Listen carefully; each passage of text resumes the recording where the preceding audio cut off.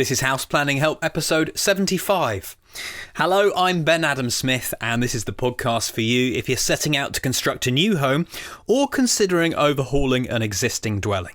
I'm exploring what houses we should be building in the 21st century. I also have a personal goal to create an energy-efficient home before I turn 40 in August 2016. And coming up in this session, I meet Dani and James McDonald, a couple who are very happy with their HUF house, and we'll hear the whole story behind that in just a few moments. I've recently just got back from the UK Passive House conference. It was a sellout, which is always good to see, as I think it has been the last few years. And we're talking about quite a few people as well. One talk that I wanted to mention, although I did see plenty of very good ones, was from Sebastian Morano Vaca. I hope that's how we pronounce his name. But he's based out in Brussels, where they have this legislation that as of 2015, which is a couple of months away now as I record this podcast, all new builds, as well as all retrofits, have to be Passive House standard. If you've been listening to this podcast, you'll appreciate that there's a lot more thought and attention to detail that needs to go into these buildings. And if we were considering this in the UK, the first thing that we'd probably do is just say, it's too difficult, we can't do this, it can't be done. Whereas they've just gone on and said, well, should we see what happens? Let's try and work our way towards that. And so far, things have gone well from this talk that we heard. And I know in the UK, the other thing we'd do is put the completion date 40 or 50 years into the future. And then when we finally did get there, we'd cancel it all. Yes. So it was definitely an inspiring talk, along with many of the others. I also wanted to say a quick hello to someone I met there, James, who came all the way down from Aberdeen. But get this, on a recommendation from this podcast, because he was saying that every so often he hears me talking about these events and says to himself, I must try and go to one of these, and hasn't had a chance. So this time he said, right, I'm going. And he did it, and I was really pleased to meet him. A fellow self-builder too. You see, if we can get enough self-builders coming to this event, maybe they'll put on more stuff for us, because really they're quite technical, a lot of these seminars, although I always like the idea of surrounding yourself with all these intelligent people, and hopefully it rubs off. That's the way I think about it anyway. So I really enjoyed that event, and thank you to the Passive House Trust and BRE who were behind this. Let's get to today's interview, and I'm sure you've heard of the name HUF Haus. I wonder what you make of the brand, because to me it has a great reputation. Okay, perhaps I'm pinning this on one episode of Grand Designs, which is a show that I always think you're almost rolling the dice when you go on it. That if you come out looking good, you look very, very good, and then those episodes seem to circulate all around the world on various different channels, and that's thumbs up. But if you go in and it all goes wrong, it's a disaster. Yet they had this plan, we're going to build a HUF house in 7 days, show you how it's done. And they did exactly that. German efficiency, bang on. I think the one small delay in that episode was actually to do with the Brits here in the UK. I shouldn't be damning us so much. That's twice in this podcast already. It's not good. So let's move on to James and Dani McDonald. They live in a HUF house, and I got the chance to visit this on an event that the AECB organised a little while ago called Pedal House. And I was very impressed, so I asked them would they share their story, and they're going to do it here. So I started by asking Dani about when they came up with the idea of building a house. We were inspired when we saw a show back in '98 featuring Peter Hoof and his new German modular designs. We were living in Bermondsey at the time, and we both looked at each other and said, wow, wouldn't it be fantastic to build this loft that we're living in, this industrial loft that we're living in the countryside. And he really seemed to know what he was doing. He seemed very certain of the build, all the specifics, and that really is what appealed to us back in '98. So, James, you were looking for a place to build this specific house. Now, I'm intrigued, why a HUF house? Why were you drawn in by that? We weren't actually necessarily looking to build. I think the first thing was that we fell in love with the concept, and it was mainly the sort of technology and the open plan. I think we knew we wanted to move to the countryside at some stage from the city when we had kids and they got older and stuff. But a lot of the places in the country are kind of quite dark and low ceilings and all that sort of stuff, and we wanted big, open, sort of loft space type idea. And that's really where it came from. And it won quite a lot of design awards as well in the late 90s, which, we're quite into architecture and that sort of thing. So, winning RIBA awards or whatever means something must be fairly well designed, I guess. And it is a clever design. How did they pitch this at a conference? Because it's one thing being in a HUF house, but how did you know it was a good idea just by looking and chatting to him? We met with Peter HUF when he had only 1.5 houses built over in Surrey. He built a house for a mother, and he had 2 sons who followed in the mother's footsteps. And we went and actually met him and his wife and his family. The thing that struck me was that he took the desire lines of a family into consideration, and it was very, very bespoke to your lifestyle. Of course, the efficiency, again, was, just the respect that they had for them for when they came to a plot. It was a silent build. There was no noise. Everything was prefab. It's just screwed in together. So it's very, very quiet. It's not loud on the environment. They invite the countryside and the environment into the house, which also really turned me on, because if you have a glass house, you want to feel that you're absorbing the outside, inside. He didn't really have to sell us too much. I think we knew we wanted one, but the more we spoke to him, the more and more we were keen to find the right plot to build this house. And James, I know, having a bit of an insight into this project, that was a major challenge. Yeah, I mean, the plots are difficult. We were living in London at the time, so we looked at essentially 4 or 5 counties. We were looking at Hertfordshire, Essex, Kent. So you can't narrow down to a local area so easily. And the plots are also very expensive. So we did look for a while. We had one that fell through, and eventually we bit the bullet, sold up in London and came down to this area, which was kind of our favourite area, and rented for a while and kept looking, and we're lucky enough to find this one. But once the estate agents know what you want, you get the first advices sort of thing, and you can get in there quite quickly, and we were lucky to find what I think is a fantastic plot. So I'll describe the situation that we are sitting in a room at the moment that's looking out on trees, well, through both of these windows, and even if I look back through the other side of the house, the beautiful garden, that's very difficult to find as far as I'm aware. So was this sort of plot on the market where you can't see another house? Well, I was doing a lot of the groundwork. I was driving back and forth from London for every week for almost 10 years, which sounds crazy. And I wanted where you couldn't see anyone, but it also had to tick the boxes of good schools. It also had to tick boxes of a good mainline train. And also access was a really big issue, because the enormous articulated lorries that they were coming over with and the crane, you couldn't be down these tiny little lanes or tiny little drive alleyways. A lot of them were looked at. So although you might have found an ideal plot that was isolated and ticked all the other boxes, if you had overhanging trees or if you had a very narrow entrance into the plot, they wouldn't have been able to turn the lorries and all the rest. The other issue was that a lot of the plots that I looked at, the residents or the buildings were close to the main road.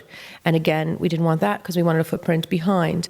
So when we basically got offers we couldn't refuse on the loft up in town, I just spent every day up and down every road, putting my name in letterboxes, in the estate agents' offices, looking through their filing cabinets, doing everything I could. Really, it was a full-time job.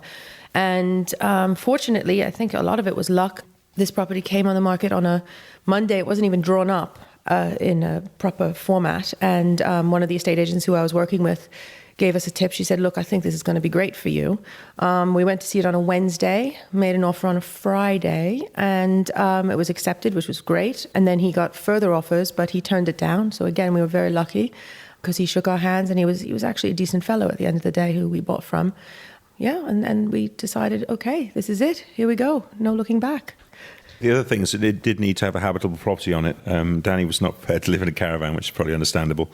And we did see other plots with sort of fire-damaged houses and stuff where there were great plots, but the cost of making the property was there habitable while we got the planning permission, etc., would have been too much. So we needed somewhere that had somewhere we could live while we were getting the permission and designing the house and all that sort of stuff. Because obviously you can't really design the house till you've got the plot. Which, in a way, is quite interesting because a HUF house is a kit house, isn't it? But how bespoke does it get then to your plot? Well, it can be as bespoke as you want, really. I mean, you can have any size that you want. I mean, some of the ones I think they're building out in China and places are 10, 12,000 square feet. So it's. I always compare it in a way to Lego. I mean, when you're a kid playing with Lego, you could, you had the blocks, so that was the restriction. But after that, you could build whatever the hell you wanted with the blocks, really. So it's very bespoke. Obviously the internal rooms, etc., are all bespoke. But in terms of the height and the shape, and you can see here we've got some a lot of different shaped rooms. It's completely bespoke, really. The factory that they have, or show village out there, was it important to go to that, or could you get enough information from afar? You have to go there from a perspective of choosing all your fixtures and fittings, basically. So we didn't go there until the house had been designed. It was quite late on in the process, and you're going, and then you're choosing.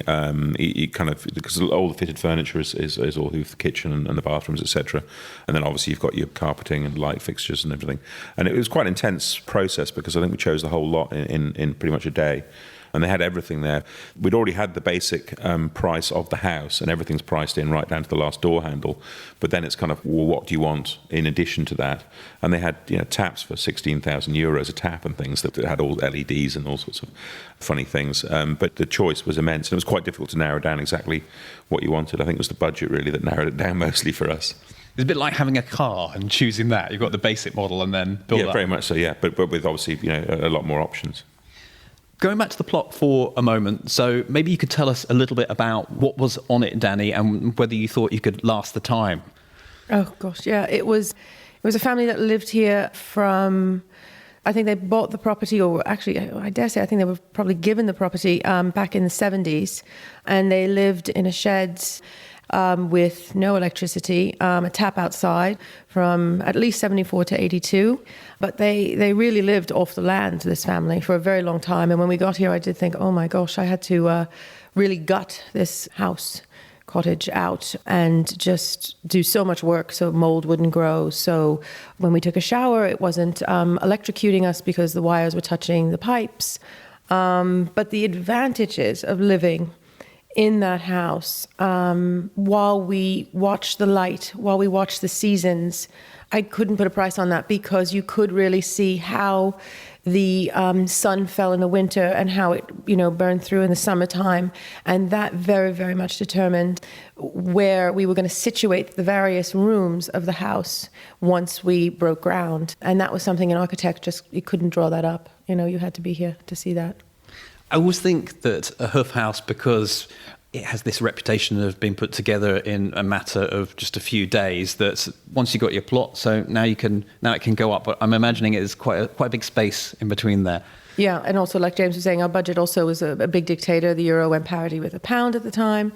So the advice that they always give you is, to put as much into the euro as possible in the very beginning of the build, which we did, but still you can't predict the flux of the economy and everything.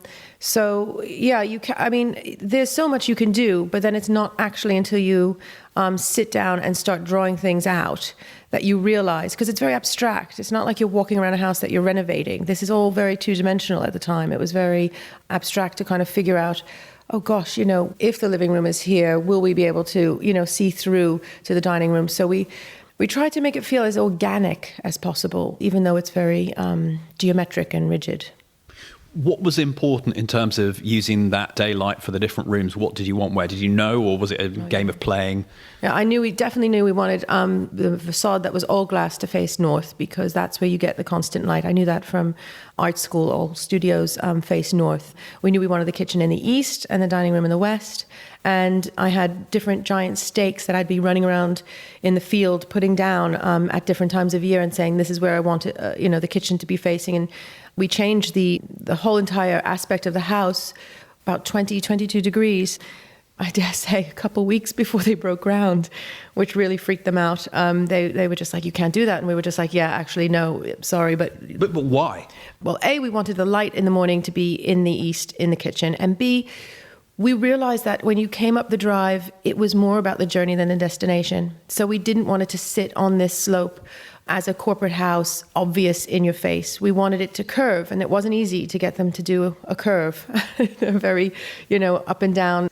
So we said, no, we want you to discover this house as you come up this property, because the drive is rather long. It's a good, 300-meter drive, and then another couple 100 meters to the house. So we thought, wouldn't it be lovely to discover this house and having it sitting there very ostentatious? And so that's why at the last minute we said, no, let's move this a bit. And James, what happens once you get moving then on the build? Maybe you could describe that process. Well, it was a very easy process, actually. The whole thing, we had to move 3,000 tons of earth to put the basement in. And from starting that process, which we started in the snow, to moving into the house was 5.5 months. So it was essentially an easy process. I think some HUF houses are easier if they don't have the concrete basement, if it's literally just the foundations and then up. But the first thing was to put the foundations in.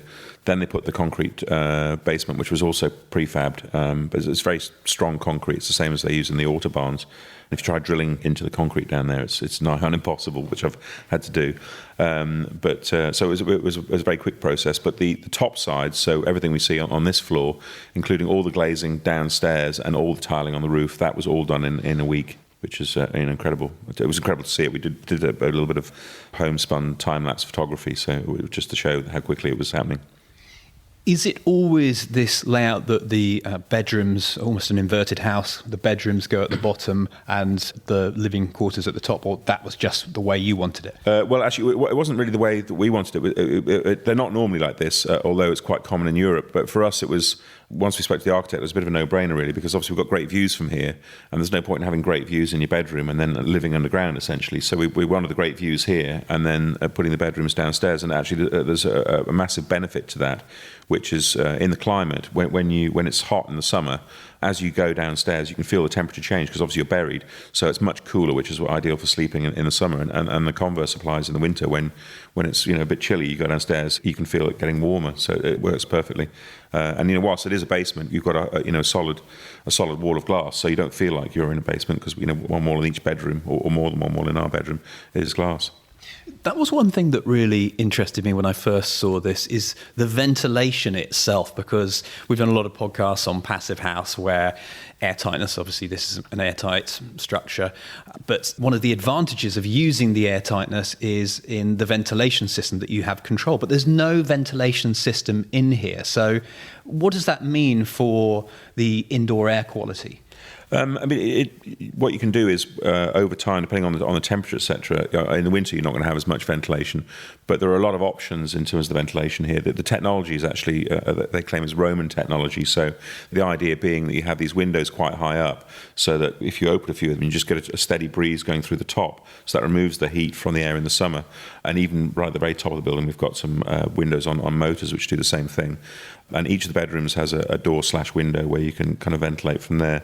So you're controlling the ventilation yourself. It's a manual process, and obviously you have more things open in the summer, and in the winter you have less things open from a temperature perspective.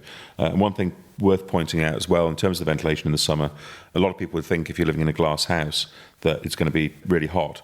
But one of the clever designs is, as you can see up here, is that they have a massive overhang over the windows. So that causes two things to happen. First of all, you never, or very rarely, get rain on your windows. And we've got 105 windows in this house, so the cleaning costs could be massive. So we don't get rain, which means you don't really need to clean very often.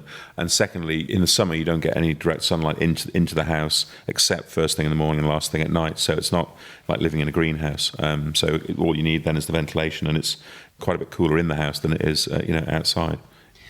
Another part of the HUF house which seems to be almost a key point is this two-sidedness. Are they all like this, Dani, that they have the two pitches? Oh, no, this is called the butterfly house, they call this one, which is not a very masculine name for a very masculine-looking house. So again, every one of them is bespoke, and they do it by bays. I think they start off at 4 bays, and then they go up to 8 bays. This is a 8 bay. The whole thing is worked out on a 2.5 square, which are what these windows are surrounding us. And then you tack on, like James was saying, Lego, however many you want. And again, also they look at the site and they take very much into consideration what they'll be permitted to build from a height point of view, from an impact point of view. And they recommend so many things. And obviously, if you don't get permission for one size or one shape, they can do other shapes. They can, just do a more traditional build. They can do a build where you have a very long roof on one side and a very short roof on another. They call that a salt box house in the States. I think this is their crown, in the sense that this is the one that they are mostly known for, and we were very lucky to get it. We're very happy we got this one. Yeah. I have heard an architect mentioned a couple of times. Is that one through HUF House? It's actually Peter HUF, who I think there's 3 brothers who are part of, it's a family concern, essentially. We've been going since, I think, the early part of the 1900s. Originally it was a timber company, and then they moved into house, and obviously it's a timber-framed house. But Peter HUF went to, I think, Chicago University and studied architecture, and his brothers were also architects. So they're part of the company, but they're also the architects for the houses. Even today, do you think? Or Yeah, absolutely. Yeah. Peter's. I mean, they're the next generation. I mean, Peter's probably in his 40s, I guess, late 40s. something that I heard you mention before is that they do tend to come back and have a look over the structure every so often, which I think is a good follow-up service. Well, it's a bit like buying a car where you get it serviced. They've got, I think, about 160 of these houses now in the UK, so they're over here on a fairly regular basis. Obviously, we're quite close to the Channel Tunnel, so they have to come past here, I suppose, fairly regularly. And they'll come past and see if anything needs doing. They'll recommend as and when you might need things painting, etc. And just come by and see if there's any issues with the house. And that's a sort of continuing process. And it's quite useful because obviously they know the house and how it's built better than anyone else, so it's good to have them involved. Were there any other challenges in terms of once the structure was up and just getting it habitable into a house or home? Oh, it was so overwhelming because everyone knows the stress of having a room, a kitchen, say, redoing your kitchen. Well, the amount of manuals that I used to have to go to sleep reading, and that's one thing I probably should have done is ask for the manuals before we actually built the house, because we had, I can't imagine how many new appliances and clocks to set and, just different gadgets throughout the house. So that was, a bit tricky at first, but it all runs so smoothly, and they do talk you through it. There is definitely this handover transition where they show you and they set things up as a this is what generally is used. But then obviously you can tweak things, put your own fingerprints on how you'd like things set up, whether it's your lights being dimmed to a certain level. But there's a lot of bells and whistles in the house that you just think, oh gosh, that's how you dim, this light, or I didn't realize there was another switch here. And so it took us a while to settle in with that. I say a while, a few weeks.